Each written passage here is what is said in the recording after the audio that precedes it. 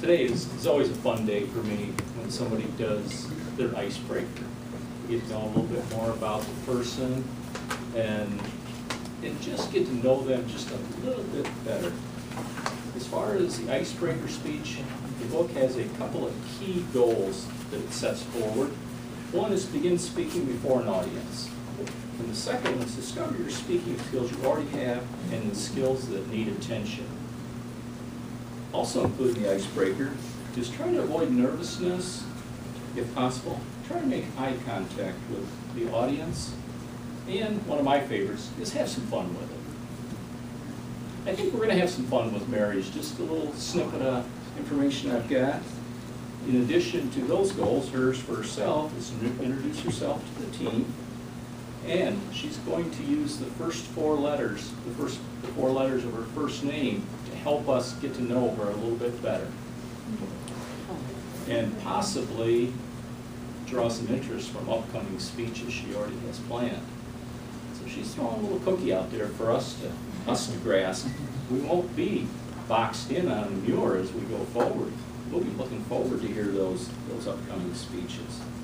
So a big round of applause for Mary Long doing her icebreaker speech, M-A-R-Y.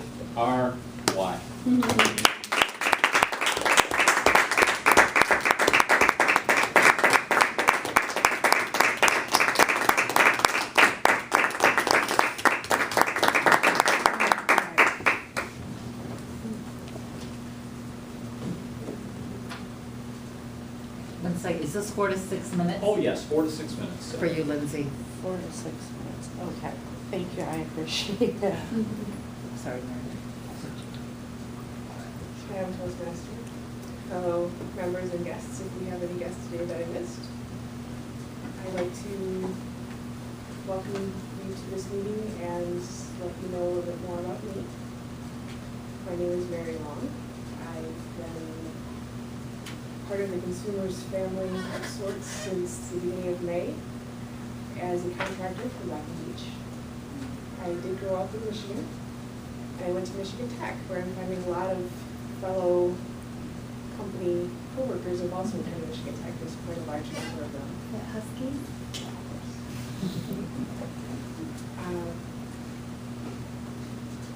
My path to Consumers is a little bit meandering, and I'll start with how I matriculated through Michigan Tech and added majors rather than immuring myself into one fixed idea at the beginning of my college career and staying along that path of goal.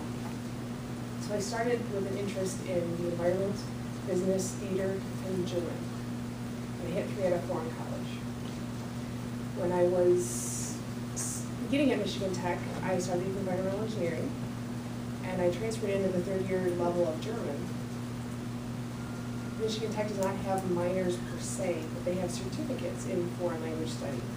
And transferring in at the 3rd year level, I began taking the German classes I needed to be able to get the certificate, but they also made you take either social studies classes or business classes. And at the time, the business classes seemed more interesting and relevant to where I wanted to go with my career because there was less prerequisites or the other prerequisites that were required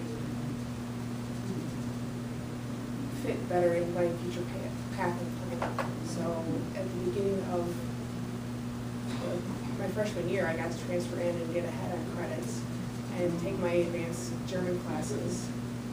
And then I took a few international business classes, and they also had a certificate in international business. So by the time I got the certificate in international business, how much more would it take for me to get a degree in business as well?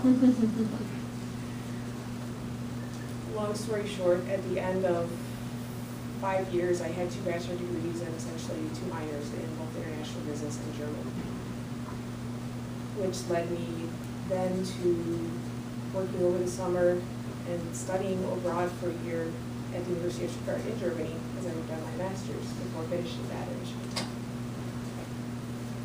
So along the way, adding majors and adding different hobbies and exposure to things along the way. I was involved in Toastmasters at Michigan Tech a long time ago. I had an internship for the summer at DuPont and attended 4 different Toastmaster clubs. Essentially got through all of my initial speeches and never filed paperwork. So essentially I'm starting over and we'll see where that goes from here. Most of my activities on the work front and some of my hobbies are more masculine in nature, so to balance and attend to my artistic side, I'm adding things like advent calendars is one of the things that I make as a craft because I like tea. And this gives me an excuse to try all sorts of teas that I like from around the world and buy a box. And I'd be committed to 20 boxes of tea or samples of tea if I don't like it. If I do like it, it's great. It's another one I'll add to my collection. If I don't like it, somebody else might. So on Etsy, I sell advent calendars that give you 24 different types of tea to try over the course of December, if that's something you like to do. Other artistic endeavors have included tie-dyeing, belly dance, and working to be more articulate and not say and as much. I'm noticing it's something that I do when I'm not as prepared and articulate as I would like to be. But I'm always learning. I'm looking for additional opportunities to do so through Toastmasters and refreshing my public speaking skills and working to do a little bit more pre-planning and less improv off the top of my head, which is one of the things that has worked for me very well as a belly dancer, but is not always as polished as I would like it to be for my public speaking. Other recreational activities besides the belly dancing and arts and crafts projects will include a lot of fitness efforts. More recently, I've lost about 30-40 pounds in the last 6 months and gone into a cardio endurance build-out phase. Now I'm in a strength training phase. And as part of that, I've also started taking jiu-jitsu as of the end of January. And I mentioned that a few weeks ago in my People Topics presentation about pawns. Other R-type things related to Mary is being a resource for others. As a project manager, construction manager with a wide variety of background in not only water as an environmental engineer, but also in public networks, telecom, building out Sprint's 4G network, and now being more involved in the private network side, which blends in very well with the grid mod program that I'm now a part of. I've been a resource with a lot of different backgrounds and interests that it's fun to share with other people and see what they bring into the picture as well. I do a lot of reading on all sorts of things of interest, from business topics, leadership topics, self-improvement on the fitness and healthy eating side of things.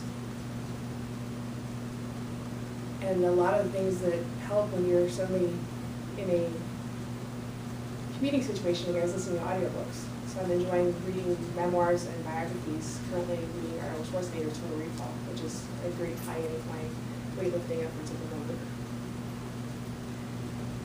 And at the end of the day, why would you like to hear some of my future speeches? Because I've said yes to a lot of interesting opportunities, and you never know what you'll get. So with that in mind, thank you for my first speaking opportunity. I'll turn things back over to Madam Toastmaster.